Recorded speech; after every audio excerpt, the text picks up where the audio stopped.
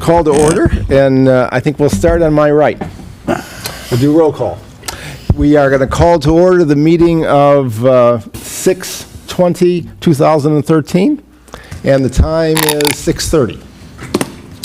On my right, roll call. Ryan Coleman here. Mahbubul Islam. Mike Luxembourg. Manuel Soto. Joe Lipinski. Mike Collins, thanks to all the Spurs and Fleet and Heat fans clicking through and checking on the Planning Commission. In your dreams? They always Okay. click through. I'd like to have a motion to approve the agenda. So moved. Second.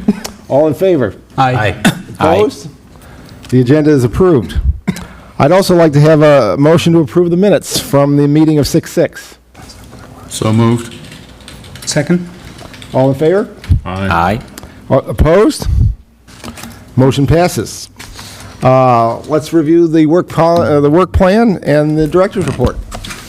Thank you, Mr. Chair, and I'll just note that Commissioner Philip Cherian emailed before this meeting saying he was delayed at work and he will join us as soon as possible, so we'll probably see him in the next few minutes. If you'll take a look at your calendar, and we'll just go through that first. Tonight is an introductory session on the one of the other item out of the 2013 docket. This is the net density, gross density calculation proposal. And Robin Probsting, our associate planner, will be walking you through that in a few minutes' time. We've got time set aside for this at your next two meetings on July 11th and July 25th. The July 11th meeting, we will have a couple of commissioners absent, so we'll work with them to catch them up and make sure that everybody's ready for the 25th. We are trying to complete the commission's process on this item. It's a relatively small and relatively simple item within these three meetings, if that's possible. And of course, I'll remind everybody what we're trying to do is to have both pieces of the 2013 docket arrive at the council in September of this year. We'll plan for a handoff then. You've already done piece number one, which was the level of service recommendations. So this is piece number two. Tonight we've got a short time looking at bylaws, and this is coming out of your retreat that you held on June 8th. Your packet included the retreat notes and the amendments to bylaws per your direction from that retreat. So we'll need to take action on that later tonight.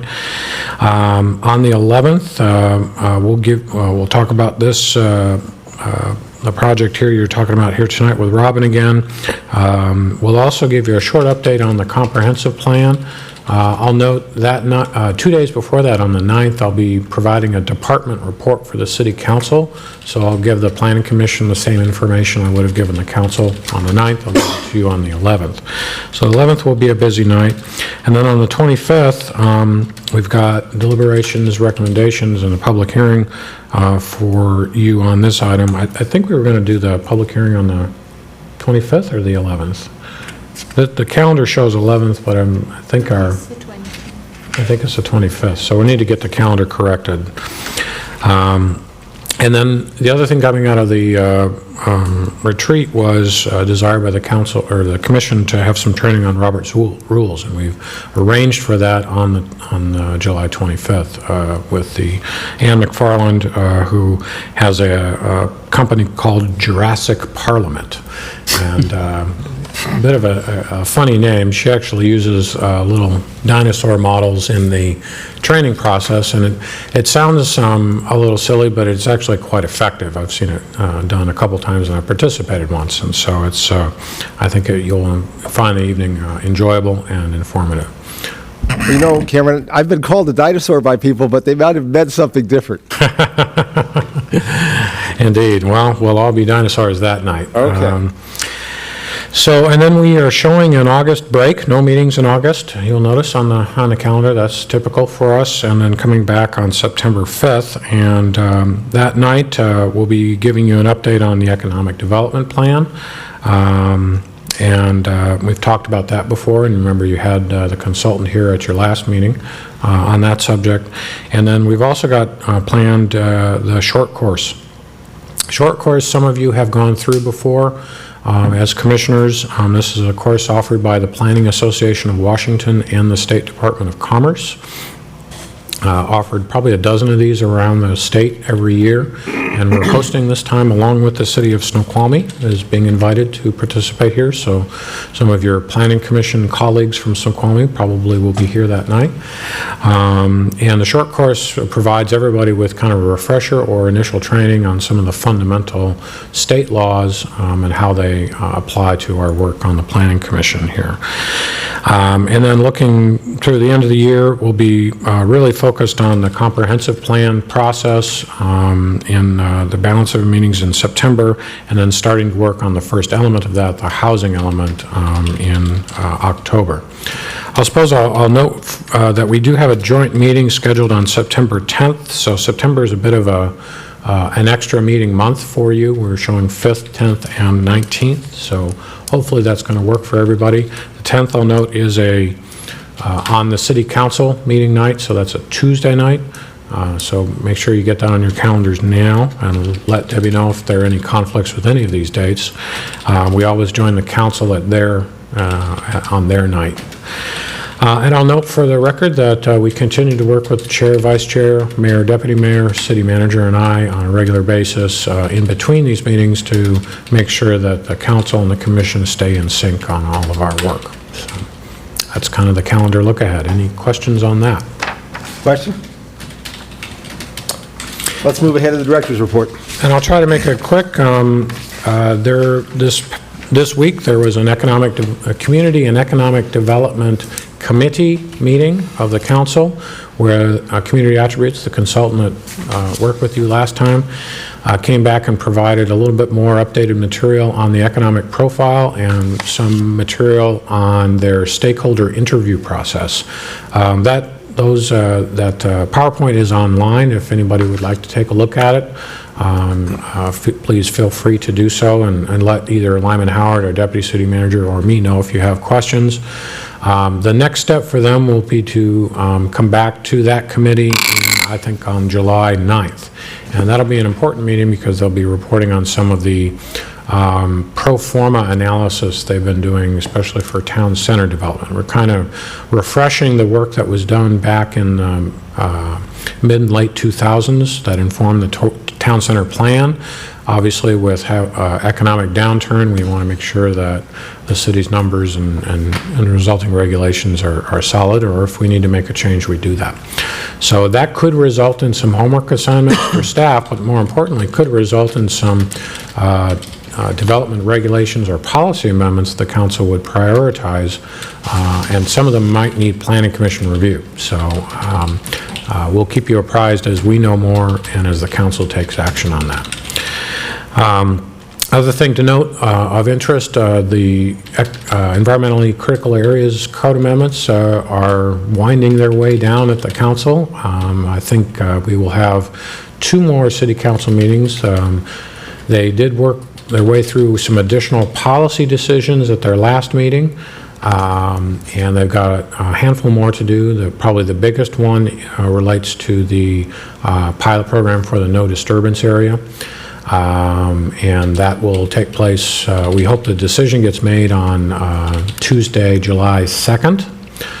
Public hearing has been closed, so there's no more public input into that process, but the council is going through its deliberations and eventually making a decision. We'll follow up that with the actual code to implement all the council's decisions for them to confirm on July 15th. They did take one action this last meeting to further extend the sunset date.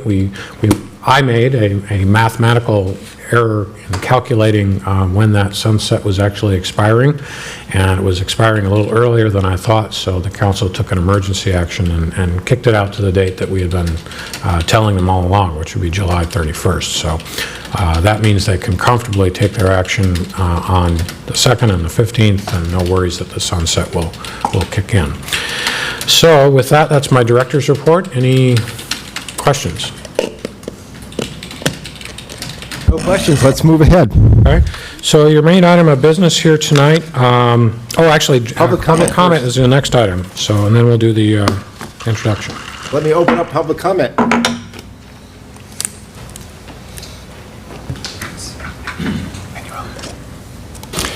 Thank you. My name is Gregory Kipp, address 3011200 11th Avenue Northeast in Sammamish. And I really don't have any prepared statements for this evening. I'm here to listen to the briefing, and we'll be back next week when I think more thorough discussion is going to take place with regard to the R1 density pilot program. Thank you. Thank you. We close public comment. And I'll just note, it was Greg Kipp who had made the proposal that the council placed on the docket, so he'll be speaking to you kind of as the proponent for that during this process. As we do with all of the docket proposals, the staff meet with the proponents before and in between planning commission meetings so that we're all staying in sync on the terms of the analysis, and that we get Greg's insights as we prepare our analysis as well. So we have a meeting, I think we're trying to schedule for Monday of this coming week along that. With that, I'll ask Robin to come up and join you and start working your way through the slides. I think for efficiency's sake, my suggestion is that we hold most of the questions till the end, if that works for the commission. Certainly if there's a burning question, go ahead and seek recognition from the chair, but I think it may be most efficient if we let Robin go through everything and then we circle back to get anything that seems that it needs more clarification. Is that okay? Okay with everybody? Super. Let's do it. No, it's okay, Robin. So, good evening. So again, as Cameron said, I'm Robin Probsting. I'm the new associate planner here at the city. Primarily, I'm working on the comprehensive plan rewrite, but I'm also taking projects such as this. This is my first docket application, and it's also my first time speaking in front of the Planning Commission, so please bear with me. Thank you for not biting. Welcome. Thank you. So the purpose of this presentation is to give a brief overview of the proposal, as well as hear what questions come up for you. There will be a work session next month on the 11th, and it would be helpful for me to understand what your concerns and questions are so that I can hopefully have some answers for you. Dive into the proposal here. This proposal was received through the 2013 docket process, which, just as a reminder, is the process by which comprehensive plan amendments and development regulation changes are submitted to the city for evaluation. This particular proposal asks to change the development regulations in the R1 zone only. It would change the density calculations so that gross area rather than net area is used to calculate how many units can be built. Net area is the gross area less any steep slopes, wetlands, streams, associated buffers, also streets. Those are deducted from the gross area to yield net area. The original application was received last fall, and at the December 11th City Council meeting, Mr. Kipp requested that the council consider a pilot program. At that meeting, the City Council passed a motion to include a pilot program of up to 5 projects on the 2013 docket, and our direction now is simply to consider whether or not we should have a pilot program. Here's some context for the process of evaluating this proposal. The Council put consideration of the density pilot program on the docket last December. I've been working with my colleagues to do some analysis this spring, and after today's introductory session, there will be a work session and then a hearing next month. And finally, City Council will make a recommendation, City will make a decision rather, sometime after you give them your recommendation. Sammamish currently uses net area, as I said, to calculate density. This is true across all zones. To find the net area of the site, again, wetlands and streams, steep slopes, associated buffers and streets are subtracted from the gross area of the site to yield net area. And the reason for this goes back to an ordinance that was passed in 2005. And in that ordinance, City Council cited comprehensive plan goals and policies that steered development regulation toward limiting density, limiting impervious surface, and developing within the environmental carrying capacity of the land. And that ordinance also stated that the change to net density calculations would enable the city to meet its growth targets. That means that even though fewer units would be built under net density calculation rather than gross density, we would still be able to meet the growth targets that we're required to under growth management. So just to illustrate what all these terms mean, I just made an example here. Under current code, a 30-acre site that had 10 acres of lands that were encumbered in some way due to critical areas, slopes, that kind of thing, would have those 10 acres deducted from the gross area. And you would go from 30 gross acres to 20 net acres. R1 zoning allows 1 unit per acre. And just to clarify, that doesn't mean that there needs to be 1 dwelling unit per acre. It just means that that's the density that is used for calculations. So you're allowed to have 1 unit per acre. And separate from density requirements, in the R1 zone, there's also the 50% open space dedication requirement. And that does not affect the total number of units that may be built. It simply affects their arrangement. So 50% of the original site needs to be dedicated to open space. And then the allowed dwelling units can be built on the buildable land. So the result of this is that you have 20 dwelling units on 15 acres. In contrast, under this proposal, this is the density that would be allowed on the same hypothetical site. So you start with the same 30 acres. There's no deduction for critical areas. So you're allowed to have 30 acres, 1 dwelling unit per acre. With the same 50% open space dedication, you are left with 15 buildable acres. And the result is that there are 30 dwelling units on 15 acres. So, and is this clear? Does the illustration make sense? Okay, good. I've listed here, these are the comprehensive plan goals and policies that were cited in the ordinance adopting the net density calculations back in 2005. It just helps to show how we got where we are. The comprehensive plan speaks to, as you see, preserving neighborhood character and having tools in place that limit the intensity of development. And since this proposal only pertains to the R1 zone, I have a little background on that.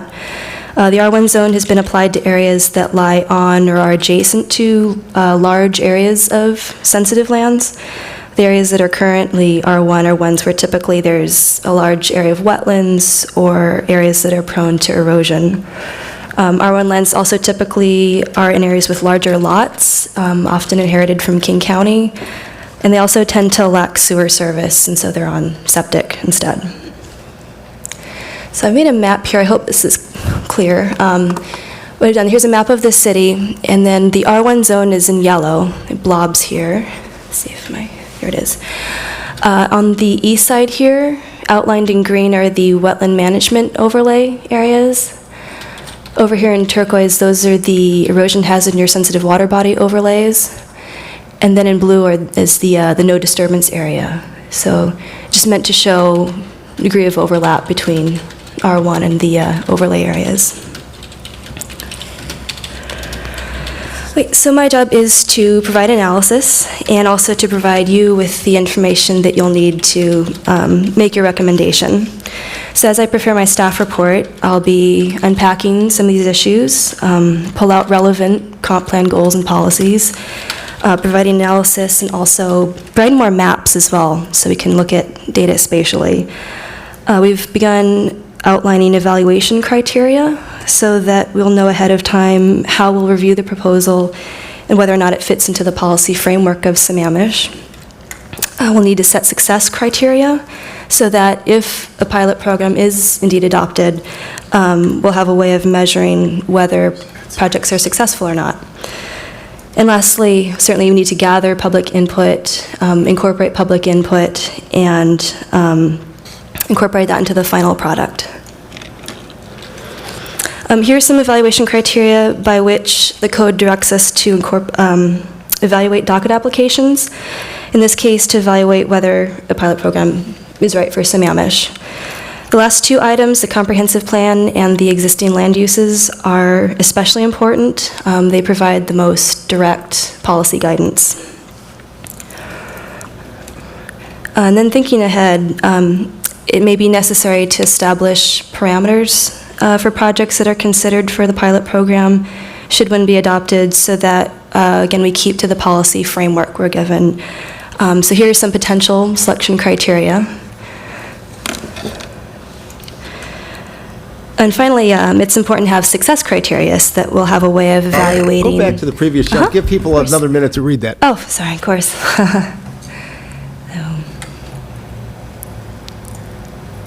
Again, want to capture questions, feedback, concerns. Go ahead and describe those one at a time. Okay, so since R1 does tend to be in areas where there are, it's close to or on sensitive areas, excluding sites where there could be irreversible damage. If a project does fail, one might not want to have projects where the damage couldn't be undone.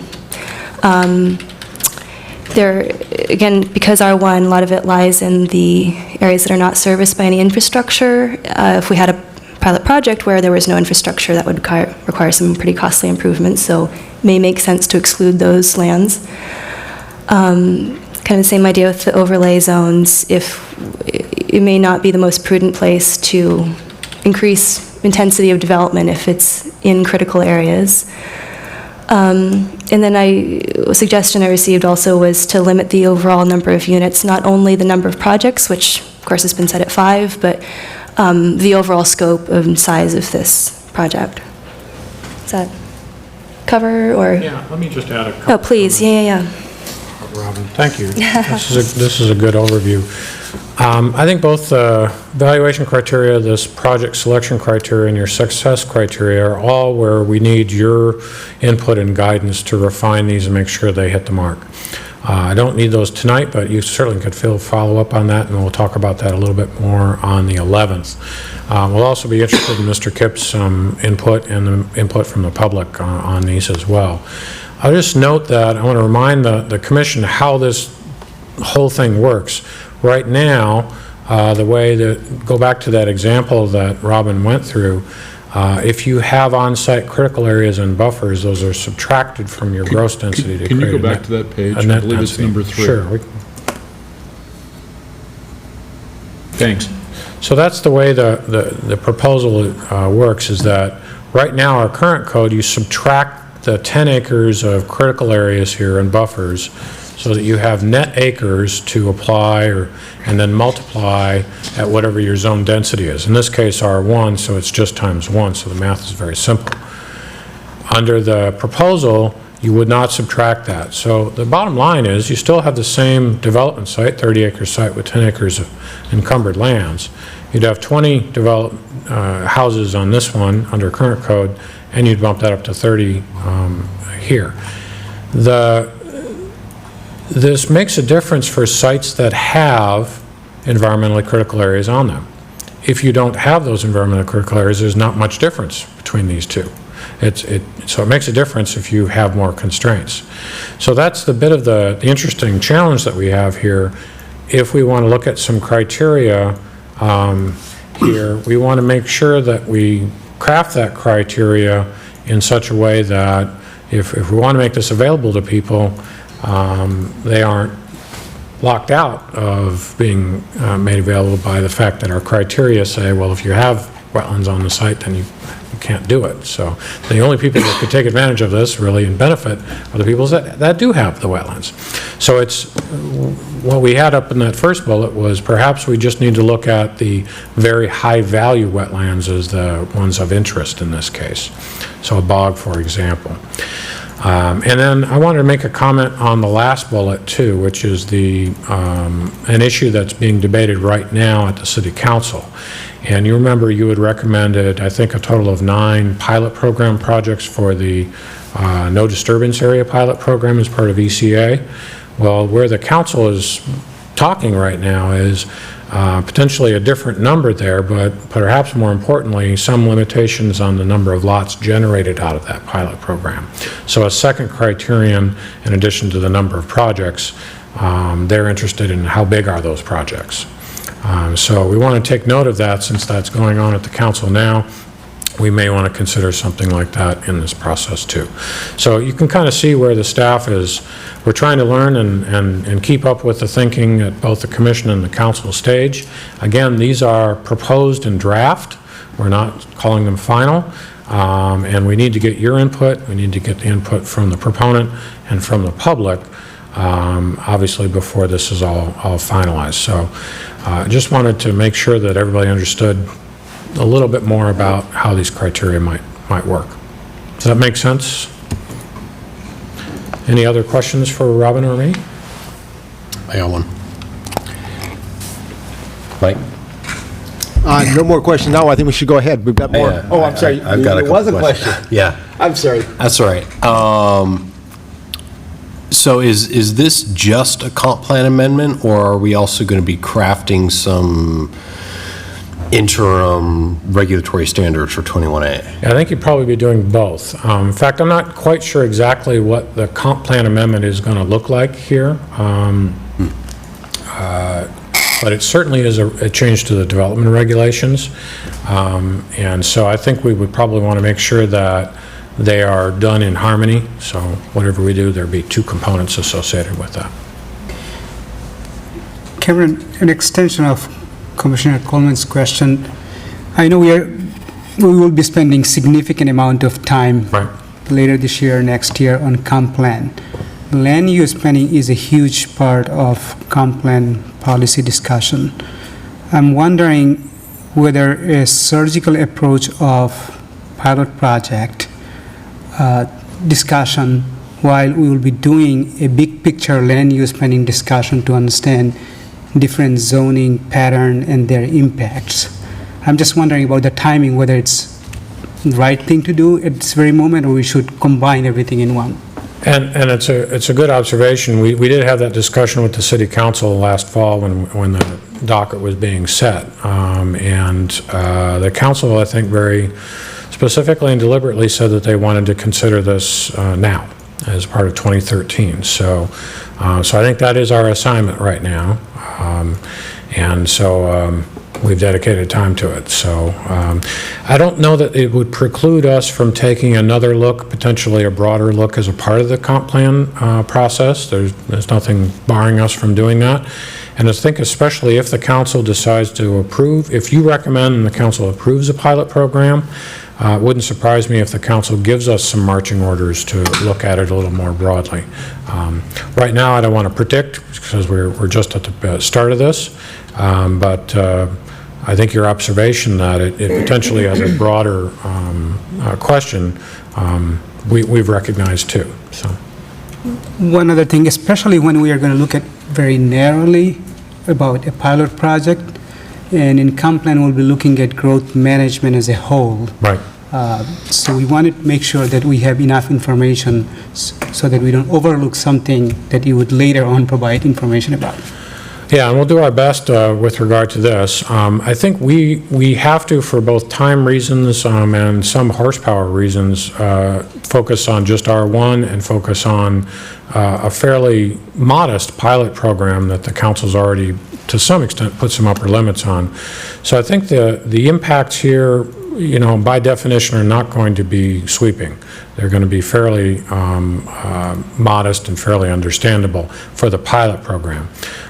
If you recommend it, if the council adopts it, if they give us some more direction as part of the comp plan process, that could open up a wider array to look at. And I'll just make a program note. We've talked a little bit about this. Your meeting with the council in the joint meeting on September 10th, you'll be talking a little bit about that comp plan process. The council will be providing some direction to us and to you at their meetings in October and November. So we'll keep that conversation alive, and you'll have an opportunity to talk with them before they reach those policy, give us that policy direction. Other question? Are we at the question point, or is Robin still? Let's let Robin finish the pitch, and Sounds then we'll good. go to questions. No, I appreciate unpacking all those. I think I'm at it really was at the end, just to review what the criteria will be, and then just remind you that there's, no, it's all right, we went back a little bit, okay. Yes, so this is, potential success criteria, just so that we have a way of measuring whether or not projects were successful or not, clearly. So as illustrated by the example I gave earlier, certainly the change from using net area to using gross area will intensify development in some way. Of course, it'll depend on the specific nature of the site and how much of each site is encumbered, but success criteria will help determine whether or not the changes are good or not. So certainly, the program would have to respond to the direction given in the docket resolution that City Council passed last December. It would need to conform to your bylaws as a planning commission. It must be consistent with Growth Management Act goals, and as well as Comprehensive Plan goals and policies. It should certainly avoid any impacts to neighboring sites or, places downstream, other critical areas. We always strive for a balance between private property rights and environmental quality, and I'll be part of this discussion. Another component as part of my analysis, I'm looking at other jurisdictions to see where we fall as far as density calculations go, whether we fall within the range of what's there or if we're an outlier in some way. And lastly, it'll be important to look for any unintended consequences, since those tend to bedevil planning. Yes, that is all I have. Just as a reminder, the work session is on July 11th. I will have a staff report to you before then. The hearing will be on July 25th, and at which point hopefully you'll have a recommendation for the council. And in the meantime, I encourage you to send me questions, comments, concerns, and criticism. Thank you. The questions now on the pitch. Mike? Ryan, were you done? I mean, I've got other questions, but... I have 4 questions. Mike, cut me off anytime I'm too long. Commissioner Collins, pull your microphone. I have 4 questions, Michael. Cut me off if I go too long. I will. The first one, Robin, seems to be just the ability of comparison of ECA versus non-ECA. Can you use it for the open space, or can you not use it for the open space? That's a good point. Oh. And I'd like you to develop that theme for your next presentation. I don't really want to hear anything about it right now. Right now you can't, and we're talking about allowing it, and that's the difference between the 2 yields. But I'd like to see it addressed that way. I should make that clear. Because it's outside of the ECA, it's not inside of it, and open space is valid inside the ECA. Number 2 is infrastructure is paid by the developer. We're not offering to pay anything. So infrastructure, in my opinion, on your chart of things, is a fairly low priority. Okay, unless we're going to give grants, I don't see that coming. The other one is, I agree with you on your success statement. What's the various way the other municipalities around us do it? When it was brought up last time, they kind of said that allowing this in the open space, the ECA in the open space was allowed by the other, so there was a net density higher in other jurisdictions. And then the last one is, specifically, I'd like to know how fee and lieu, if it's passed in the ECA, will affect this whole thing. Because if it's a wetland, technically, you're going to be able to buy down that ECA range and be able to develop into that buffer, and this might be a conflict with that, and I'd like to know how those two would work together. Absolutely, thank you. I'm done, thank you. And we're not going to do it now, but when you think about those, if you have additional questions for Commissioner Collins, you can follow up with him, make sure you understand what he asked. In Very case. good. I Okay. understand where I'm at. I know you understand. Okay, I'm sorry, I thought you said whether he understands where he's at. That's right. Commissioner Coleman? Are we, okay, I just thought, all right, that's good. I don't want to, I want to jump around to keep everybody on their toes. Good thinking. All right, sort of a compound question, because one of the concerns that was brought to light was about the availability of sewer. And so, just a general question, does the city require any new development to connect to sewer, or are there still limited options for septic drain fields? I know it's certain densities that's triggered. Cameron, can I defer to you on this? I'm still learning learning how things work here. I still have Oregon brain, so. There are still options for development, both in a single-family context, and I've seen it in rare circumstances in a subdivision. Really depends on the distance between the proposed development site and the availability of that sewer stub. There are some places in the city where, just because of topography and development patterns, it would be exorbitantly expensive to try to extend sewer. We tend to see those stay on the septic design, and that typically is in the R1 areas. So there's overlap there. It's not common, but I think what we'll do in our homework piece is that we'll provide you kind of with the city's current code and how the code treats that question, so that you know exactly how that works. Okay. So without getting into too much detail, I think we should think about that. We should think about, if we agree with this pilot project, what we're going to see is we're going to see most likely development in the R1 with lot sizes that are, my guess is, half an acre or potentially less. So we should think about, if sewer is available, requiring those projects to connect. If it's not available, a minimum lot size or something Department of Health is going to regulate septic systems anyway, so. And that's true. So there are other ways that other requirements kick in. You're right about that. And then just to kind of give us some, a cheat sheet, what's considered open space? Obviously, in any of the ECA kind of areas, wetlands, steep slope buffers, et cetera, is open space. Is it just forested area, pasture, open lawn? Just to kind of give us a little bit on that. Sure, we can cover that for you. Yeah. Thanks. Other questions? The one that would piggyback on that is surface water development manual updates, and whether or not they're going to allow that groundwater to go into a wetland. Just depends on the development. Well, yeah. So are we asking the staff to do something on that issue? It's sewers and surface water. It's the Not combination. sure I'm quite tracking with the surface water issue. Okay, let's say you do this development that's much larger, but you're condensing the density into a smaller area. Okay. When you're condensing density like that, surface water may be an issue. And Okay. we might have to do an alternative way of transporting that or using it, rainwater harvesting or something, because it can't be allowed into the wetland currently under ECA regulations. Okay, we'll cover that too. I think it may be helpful if we either find in the files or create a representative development site or two and kind of show you how each of these pieces of the code actually works. And then if the pilot program will be in effect, how would that change the site layout? Does that make sense? Thank you. Other questions? Mr. Soto? I have a comment. Actually, can I see the map that shows the R1s on the?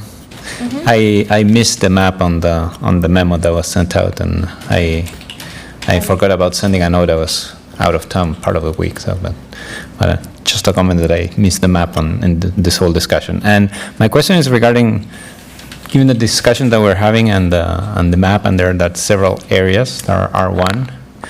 It sounds to me that the impacts are going to be different in different areas in terms of how much land is affected and how much actually going sort of to Commissioner Scullin's question, how much are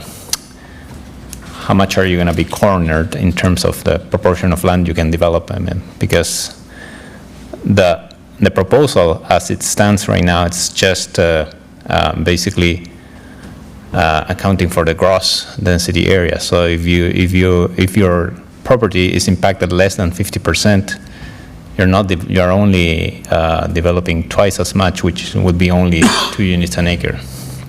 So I guess there's a difference between that and developing 10 units an acre. So that's what I'm saying. So I don't know if you're planning on doing some analysis of the range of impacts you can have in these different areas or not, but it might be useful because I think we're talking about several different levels of impact here.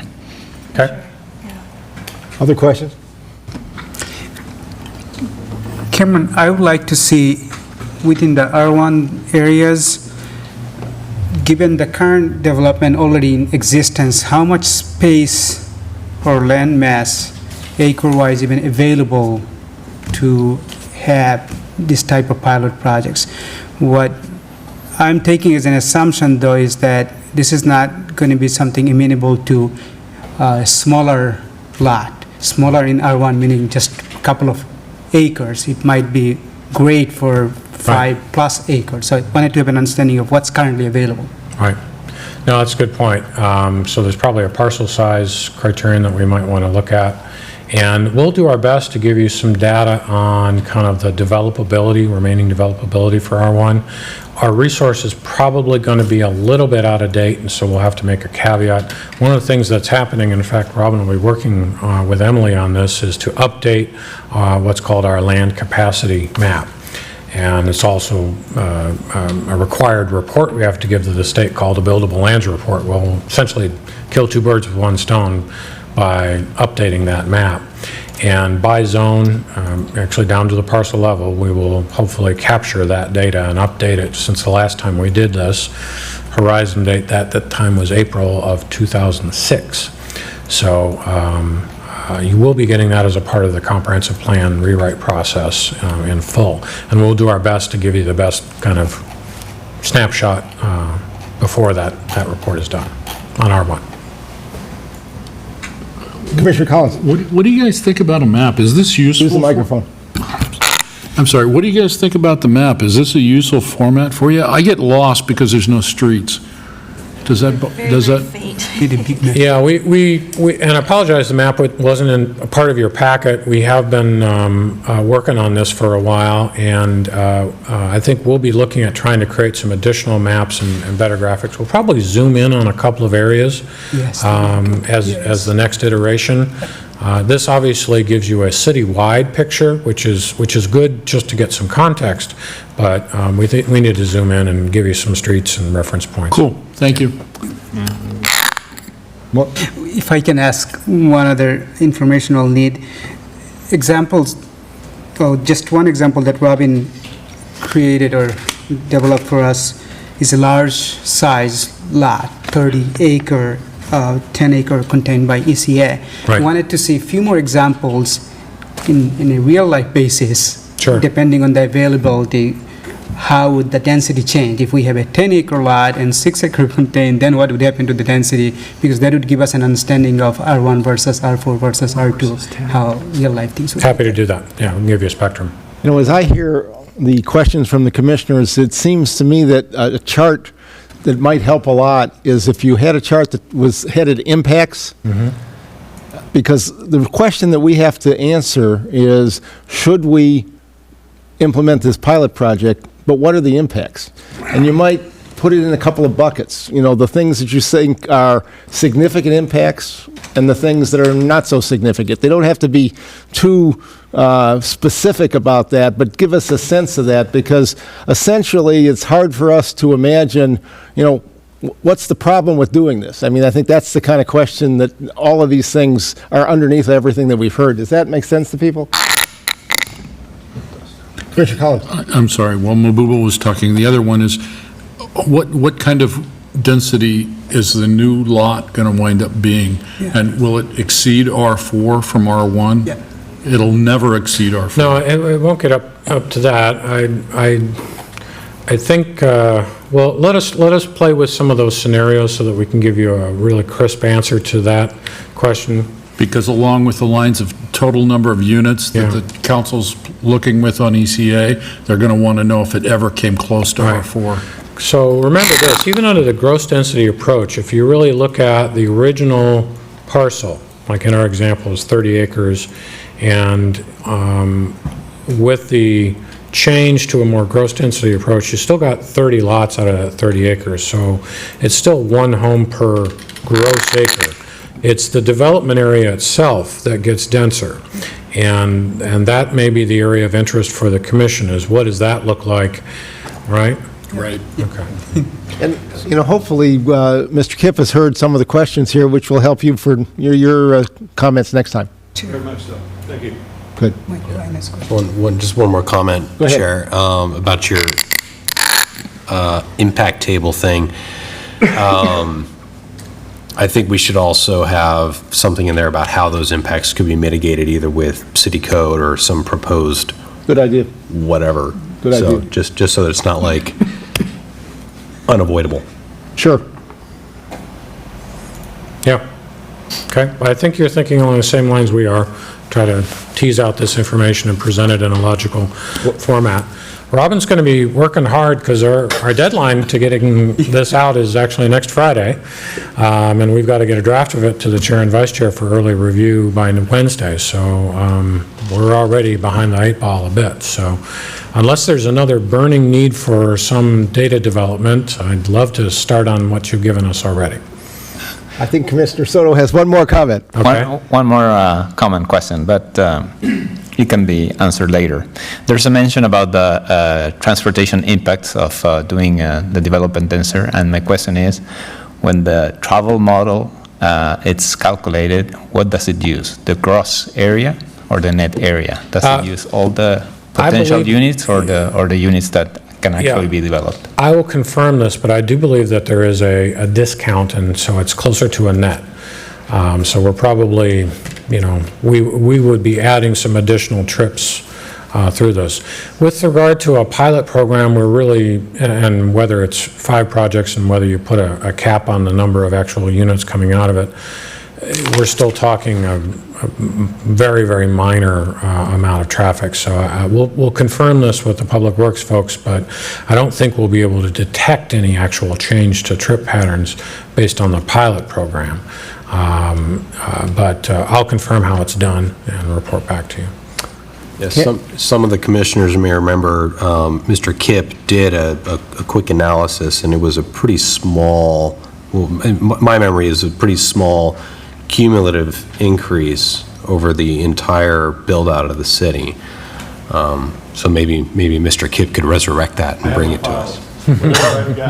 Perfect. Cameron, on behalf of the commission, I want to thank Robin for her information today. The discussion we had was exactly the right kind of discussion, and I think you set the stage, so thank you. All right, sounds like Robin's off the hook, and we can move on to the other business items. Robin's on the hook, but she just doesn't need to talk to us anymore. For the moment, right. All right, thank you, Robin. Let's move to the new business item and the bylaw revision. And so I want to just also note in your packet, you did have your notes from the retreat. I want to make sure everybody went through those. Those did get reviewed from me first, and then the chair and vice chair, and then they were sent out to the commissioners as part of the packet. If any commissioner has edits to the notes, we need to know that so that we can get them corrected. We could, it might be nice if there are any edits, let us know. So that we could kind of formalize those notes next time. Would that make sense? It does. Okay. And then what I did is I followed 2 of the 3 action items out of that, and we're working on the 3rd. So the first action item was the Roberts Rules, and we've got that scheduled on the commission calendar. Second action item was the bylaws, which we're talking about tonight. Third action item was to consider the kind of the incremental approach that Commissioner Collins was advocating for how we're going to take on the comp plan, and I'll be working with Robin and Emily about how we're going to execute that. So more to come on that piece. So looking at the bylaws, we've made 2 changes. One is on page 3 of 5 on the public comment, and then the big one is on page 5 of 5. So just very quickly, this is based again on the direction we got from the commission at your retreat. We added a second kind of tier for public comments to have a 3-minute limit for non-agenda topics. So that'll help us be efficient during our meetings where we have folks that want to come and talk to the commission about things that aren't part of your regular program. And then the most important thing, I think, is the norms, and those have been added as an additional Article 14 at the end. And again, I just tried to put in bylaw style what I heard from the commission and what are reflected in retreat notes. Hopefully these are pretty self-explanatory, but I think, Mr. Chair, if you wanted to have any further comments on the the edits to the bylaws and then solicit any comments from commissioners before you take your action. Questions? Commissioner Lipinski, I have comments. go ahead. Ever since I became a member of the Planning Commission, staff and the Planning Commission and the City Council fights back against public input. And I don't understand it. When I came here and started, it was 3 minutes. People constantly complained that they weren't ready and they couldn't get stuff done. So the last Planning Commission, before ECA, we had lots of discussion. I went for unlimited thing. Other people said no, stick to the 3, do the writing. We settled on 7. All the feedback we've gotten was people really enjoyed that. They like being part of the process. They complain that they don't get that same impact at the City Council when they're stuck to 3 minutes. Now, because one guy came and talked for 14 minutes, we're going back to 3 minutes for non-agenda. I've been here for 3.5 years, and even his non-agenda was close to stuff that we should hear. I think discounting what the public has to say is the wrong way to go, and I think putting it in there is bad. Other comments? Other comments on other portions of the bylaws?